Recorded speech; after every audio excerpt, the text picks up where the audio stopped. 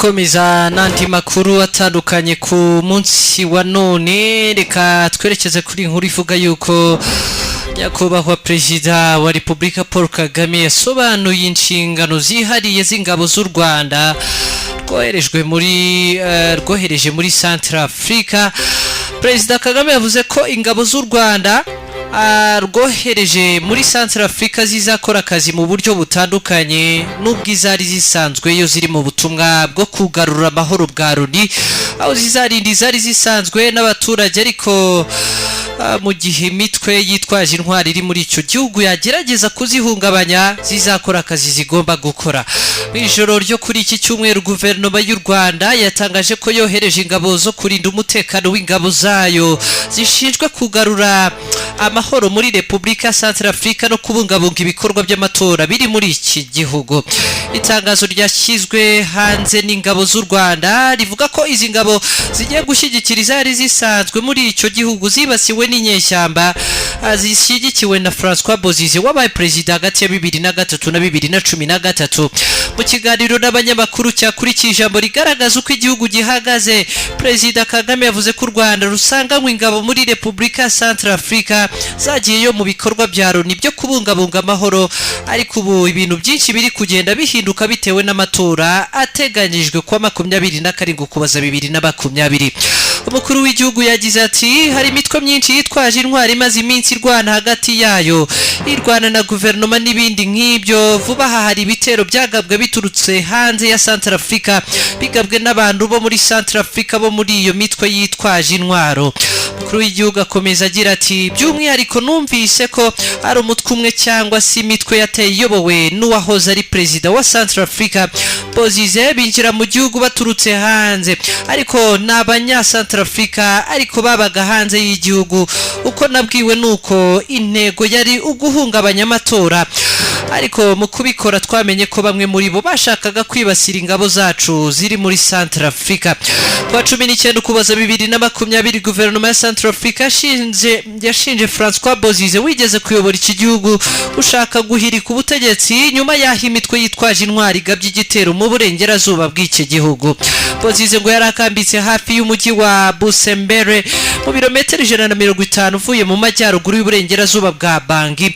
Ahagabwe iki gitero ngo yari yateguye guhurira n'abantu benshi mu murwa mukuru. Nyakubahwa Perezida wa Repubulika Paul Kagame yavuze ko mu gihe cyashize nta bikorwa byigeze bibaho bigamije guhungabanya ingabo z'u Rwanda ziri muri CentrAfrica, ariko ko iyo mitwe yajyaga inyuzamo ikamenesha abaturage. Gusa ingabo z'u Rwanda zakomeje gushyira mu bikorwa inshingano zazo zo kugarura amahoro. Umukuru w'igihugu yagize ati kubera ayo mateka iyi mitwe isibye guhungabanya amatora bashakaga no kwibasira ingabo zacu zagiyeyo mu butumwa bwa Loni. Perezida Kagame yavuze ko uburyo ingabo za Loni zigira uruhare mu kurwanya imitwe yitwaje intwaro uza kuba butandukanye n'ubw'izi ngabo z'u Rwanda rwohereje muri kiriya gihugu, kuko zo zagiyeyo ku buryo butandukanye. Perezida Kagame yavuze ko hari abapolisi b'u Rwanda bari muri CentrAfrica barinda inkambi z'abaturage bavanywe mu byabo, ndetse ko rimwe na rimwe muri izo nkambi n'ubundi hajya haba ibitero ku buryo bishobora no kugera ku kwibasira abo bapolisi. Perezida Kagame yavuze ko mu gihe iyo mitwe yagerageza guhungabanya umutekano, ingabo z'u Rwanda zoherejwe kugira ngo zikore akazi zigomba kuba zikora. Guhera muri 2014 ingabo z'u Rwanda ziri mu butumwa bwo kugarura amahoro muri CentrAfrica. Ni kimwe mu bihugu bifite ingabo nyinshi mu butumwa bwa Loni bwo kugarura amahoro muri icyo gihugu. MINUSCA hejuru yo kurinda umutekano no kugarura amahoro muri CentrAfrica, ingabo z'u Rwanda muri icyo gihugu guhera muri 2016 zifite inshingano ikomeye yo kurinda umukuru w'igihugu.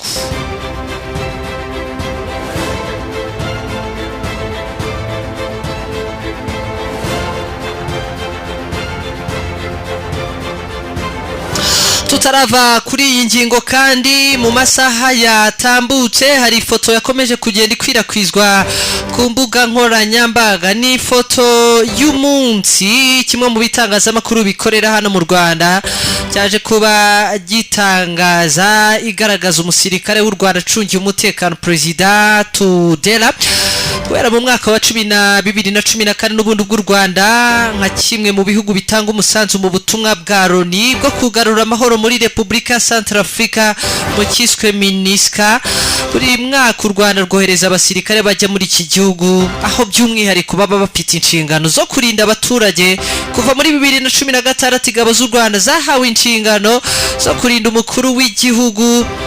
Akaba ari ifoto y'umunsi rero yaje kuba ikomeza guhanahanwa ku mbuga nkoranyambaga igaragaza umwe mu basirikare b'u Rwanda ari kumwe n'Uburusiya barinze perezida w'iki gihugu Faustin Archange Touadera ubwo yari mu bikorwa byo kwiyamamaza. Abakoresha imbuga nkoranyambaga babonye iyi foto ntibahwemye kugaragaza ko batewe ishema no kubona umusirikare w'igihugu cyabo ari mu bagirirwa icyizere cyo kurinda umukuru w'igihugu cy'amahanga, kandi uyu mwanya akawubangikanaho n'Uburusiya buri mu bihugu by'ibihangange ku isi mu rwego rwo kurushaho kongerera imbaraga ingabo z'u Rwanda ziri muri ubu butumwa.